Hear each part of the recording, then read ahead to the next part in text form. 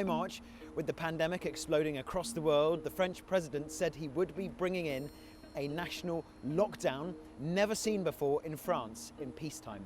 That first lockdown lasted from mid-March until mid-May, and then the country opened back up, with cafes and bars welcoming customers again. And as the summer approached, millions of French citizens crammed into trains to head off on their traditional August holidays.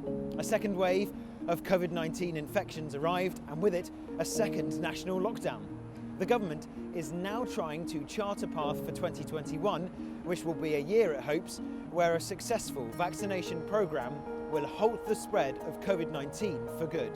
2020 has been a year marked by more terror attacks in France linked to radical Islamism, as the president has called it. The attack that provoked most outrage was the beheading of Samuel Paty, a 47-year-old history and geography teacher who was killed outside the school where he taught on October the 16th. He had shown pupils cartoons of the Prophet Muhammad during a class on free speech. His attacker had been in contact with the father of a pupil at the school, and that attacker came to the school in the hours before committing the murder, asking pupils to point out Mr. Paty. A memorial service was held for the teacher, and the government announced a crackdown on radical Islamism.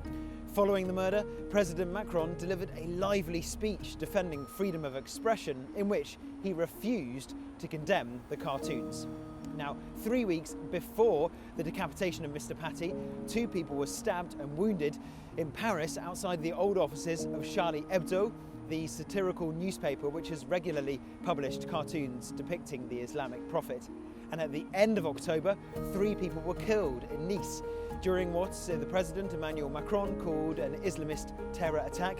All 3 victims were stabbed in a cathedral in the centre of the southern French city. The government has launched this unprecedented action against separatism following the attacks. The president has warned of the growing menace of what he describes as Islamist separatism and its challenge to the unity of the secular French Republic.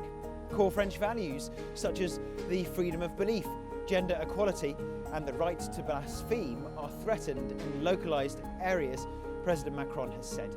Now, the response from the French authorities riled some figures within the Islamic world and also provoked criticism in the Anglo-Saxon media. Turkey's President Recep Tayyip Erdogan has conducted a bitter and often personal war of words with President Macron. The issue of Islamist terrorism, which has plagued France unabated for 5 years now, looks set to remain a key issue in the run-up to the 2022 presidential election.